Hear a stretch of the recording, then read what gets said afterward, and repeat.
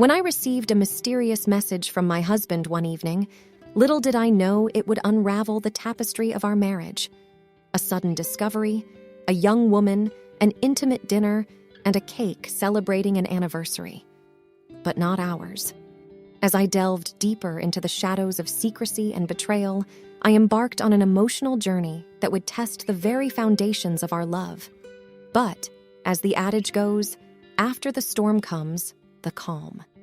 This is our story, a testament to love, resilience, and the strength of second chances. My name is Carol, and this is my story.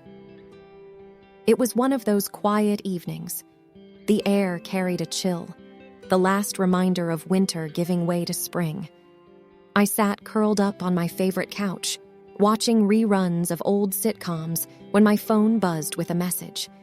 Glancing at the screen, I saw my husband's name flash. "Don't wait up," was all the message read. I frowned, puzzled. He had never sent such a brief message without any context. We were both creatures of habit.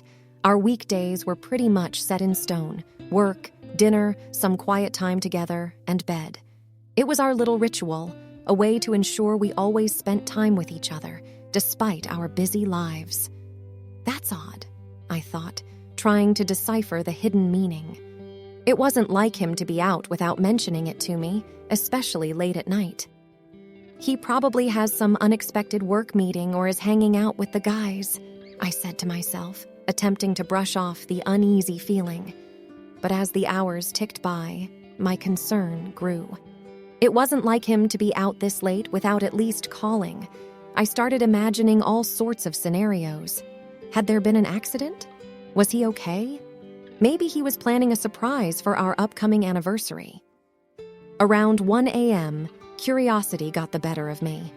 I decided to check our shared location, a little digital string that always kept us connected. I expected to see him at his office, but to my shock, his location showed he was at the city's poshest hotel. What is he doing there? I wondered, my heart racing with anxiety. In a split decision, I decided to drive to the hotel. Maybe he was there for a work event, and I could surprise him, I reasoned. The streets were almost deserted, and the neon lights cast an eerie glow on the wet tarmac. The cool night breeze mixed with my growing trepidation. Arriving at the hotel, I parked my car and made my way to the lobby. The opulence of the place always left me in awe. Golden chandeliers, plush carpets, and soft jazz playing in the background. But tonight, it all felt like a blur. I was on a mission. I decided to check the hotel's restaurant first. Quietly slipping in, I scanned the place. And then I saw him. He was seated at a dimly lit corner table, but he wasn't alone. A woman, much younger than me, with cascading golden hair, sat across from him. They seemed engrossed in conversation, occasionally laughing, her hand resting on his. They were celebrating. A cake with the words, "Happy Anniversary," was placed between them. The world around me seemed to collapse. My head spun as my heart felt like it had been ripped apart. This can't be, I thought, trying to rationalize. There must be a logical explanation. Hiding behind a pillar, I strained to hear their conversation. Every word they exchanged felt like a dagger piercing deeper into my soul. I pulled out my phone, capturing a picture of them together, a shred of evidence of my crumbling world. With the evidence saved on my phone, I slipped out of the restaurant, my footsteps heavy with the weight of betrayal. The cool air outside did nothing to soothe the burning rage and confusion coursing through me. Why? How? When? These questions played on repeat in my mind. As I got into my car, the rational part of my brain tried to take over. I needed answers. Direct confrontation seemed like the best approach, but not tonight, not when emotions were so raw. Sleep was elusive that night. My mind replayed the scene at the restaurant over and over. The way he laughed, the intimacy, the cake. The word anniversary gnawed at me. Our anniversary was still a week away. Could it be a work anniversary? Or something else entirely? I questioned, trying to find any sliver of hope. The next morning, a plan began to form. I needed to know who this woman was. All I had was her face from the photos. With my husband gone to work, I opened his home office, searching for any clue. It felt wrong, violating his privacy like this, but betrayal had blurred those lines. Hours of sifting through his papers and computer files yielded no answers. Until, buried deep within his emails, I found a string of correspondence with a certain Elena. The emails started innocently enough, discussing work projects, but slowly took on a more personal tone. The most recent one was an invitation to celebrate their special day. Elena's email signature gave away her workplace. She was a senior designer at a renowned architectural firm in the city. I decided to pay her a visit. The firm was housed in a sleek glass building downtown. Gathering my courage, I walked up to the reception. "I'm here to see Elena," I said, trying to sound as casual as possible. The receptionist eyed me suspiciously, but after checking her schedule, she said, "She's free right now. 12th floor, 4th door to your right." My heart raced as I took the elevator up. Outside her office door, I hesitated. The plaque read, "Elena Martinez, Senior Designer." Taking a deep breath, I knocked. She looked up as I entered, her face a picture of surprise. "Can I help you?" she asked. "I think you already have," I replied icily, showing her the picture from the restaurant. Her face drained of color. "Listen," she began. "I think there's been a misunderstanding." "Really? Explain," I retorted, my voice dripping with sarcasm. Elena sighed.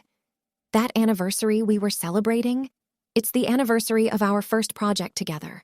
We've been partners on multiple architectural projects over the years.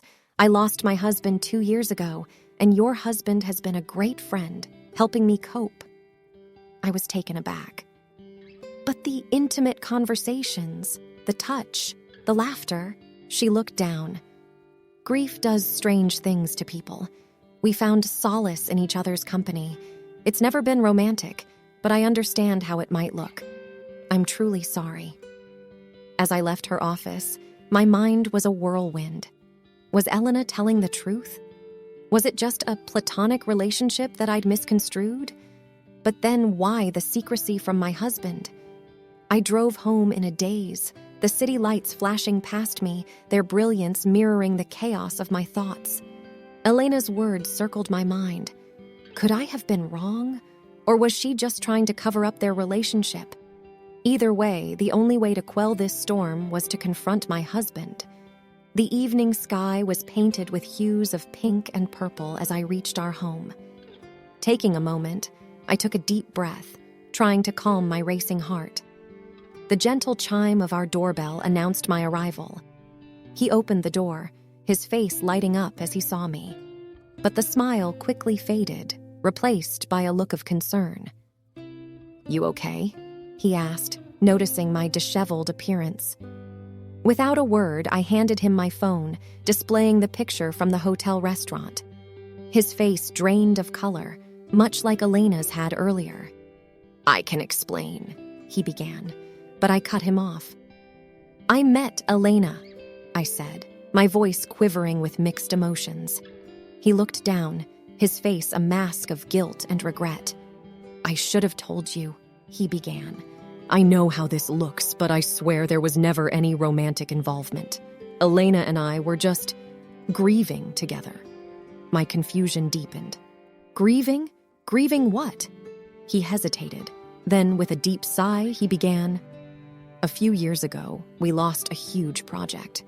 It was going to be our legacy, a building that would stand tall for generations, but we lost it due to some internal politics and treachery. It hit both of us hard, especially Elena, as her husband had just passed away. We found comfort in shared sorrow. We promised each other that we'd bounce back, and every year, we celebrated the day of that loss as a reminder of our resilience." I looked at him, my eyes searching for any sign of deceit, but all I saw was raw emotion and vulnerability. "Why didn't you tell me?" I whispered. He took a deep breath. I didn't want you to see me as a failure. I wanted to be your rock, the strong one. And when we started meeting annually, it became our thing. I realize now how wrong I was in keeping it from you." Tears welled up in my eyes. The storm of emotions inside me, anger, betrayal, relief, and love, threatened to overwhelm. "We promised transparency," I reminded him, my voice breaking. "I know," he murmured, his voice heavy with regret. "And I'm truly sorry." We stood there for what felt like hours, the weight of secrets and misunderstandings pressing down on us. But in that silence, a realization dawned. Our love was strong enough to weather this storm. The next few days were a whirlwind of emotions.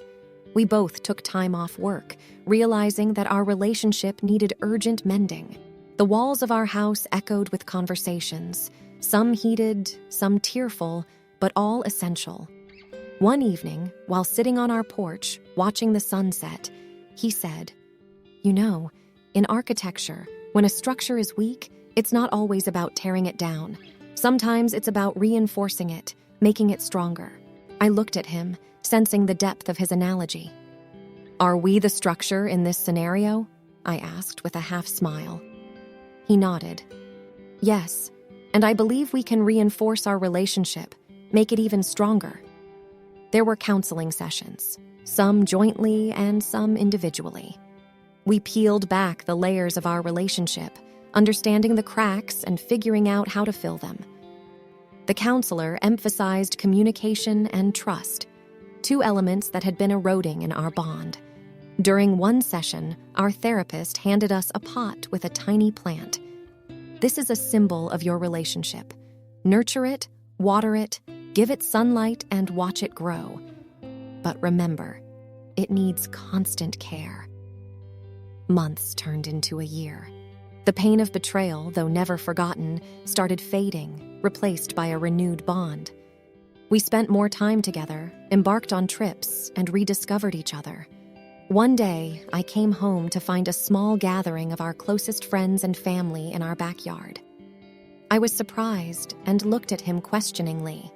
He smiled, taking my hand.